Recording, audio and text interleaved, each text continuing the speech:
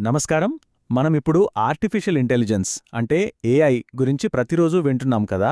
అసలు ఏఐ వెనుక ఉన్న ఆ బ్రెయిన్ ఏంటి? అది ఎలా పనిచేస్తుంది? ఈరోజు మనం ఏఐ సిస్టంలోనే అత్యంత కీలకమైన భాగం అదేనండి ఏఐ మోడల్స్ గురించి వివరంగా తెలుసుకుందాం.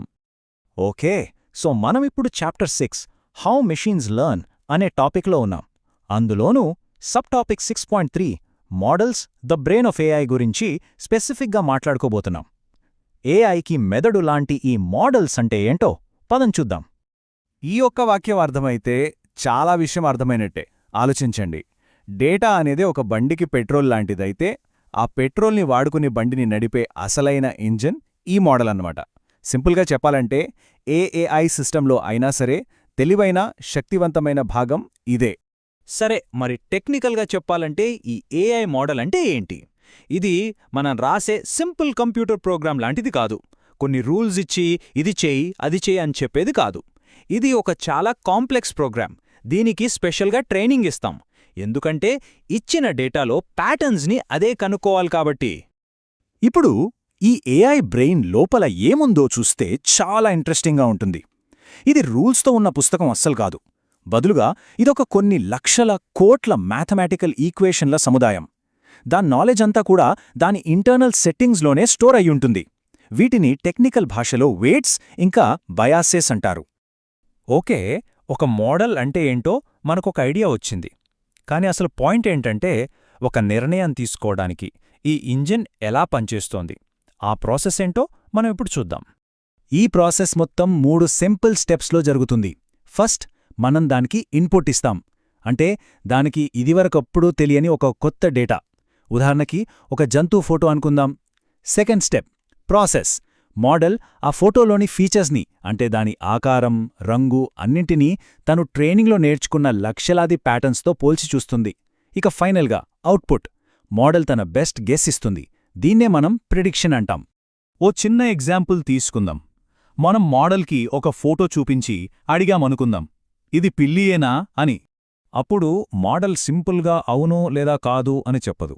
అది ఇలా చెప్తుంది, ఇది 95% పిల్లి అయ్యే అవకాశం ఉంది. ఈ నెంబరు ఆ మోడల్ యొక్క కాన్ఫిడెన్స్ లెవెల్ అనమాట.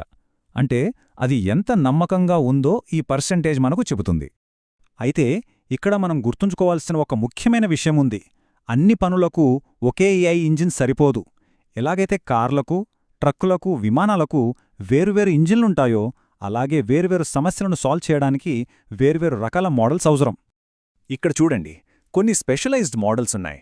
టెక్స్ట్ మోడల్స్, ఇవి లాంగ్వేజ్, గ్రామర్ నేర్చుకుని చాట్ జీపీటీ లాంటి టూల్స్ని పవర్ చేస్తాయి. తర్వాత విజన్ మోడల్స్, ఇవి షేప్స్, కలర్స్, ఆబ్జెక్ట్స్ని గుర్తించి సెల్ఫ్ డ్రైవింగ్ కార్లలో హెల్ప్ చేస్తాయి. ఇక స్పీచ్ మోడల్స్, మన వాయిస్ని అర్థం చేసుకుని అలెక్సా లాంటి వాయిస్ అసిస్టెంట్స్గా పనిచేస్తాయి. అన్నీ మన చుట్టూ ఉన్నవే. ఇంత అడ్వాన్స్డ్గా కనిపిస్తున్న ఈ టెక్నాలజీ వెనుక ఉన్న ఐడియా ఈరోజొచ్చింది కాదు. దీని ప్రయాణం చాలా ఏళ్ల క్రితమే ఒక చాలా సింపుల్ స్టెప్తో మొదలైంది. ఈ జర్నీ 1958లో పర్సెప్ట్రాన్తో మొదలైంది. ఫ్రాంక్ రోసెన్బ్లాట్ అనే సైంటిస్ట్ దీన్ని క్రియేట్ చేశారు. డేటా నుండి నేర్చుకునేలా డిజైన్ చేసిన మొట్టమొదటి ప్రోగ్రామ్స్లో ఇదొకటి. ఈరోజు మనం చూస్తున్న చాట్ జీపీటీ, అలెక్సా లాంటి జైంట్ మోడల్స్కి ఇదే ఒక రకంగా చెప్పాలంటే పూర్వీకుడు. ఆ రోజుటి పర్సెప్ట్రాన్కి ఈ రోజుటి మోడల్స్కి మధ్య ఉన్న తేడా చూస్తే నిజంగా ఆశ్చర్యం వేస్తుంది. అప్పట్లో ఆ పర్సెప్ట్రాన్ కేవలం కొన్ని సింపుల్ షేప్స్ని, లెటర్స్ని మాత్రమే గుర్తించగలిగేది.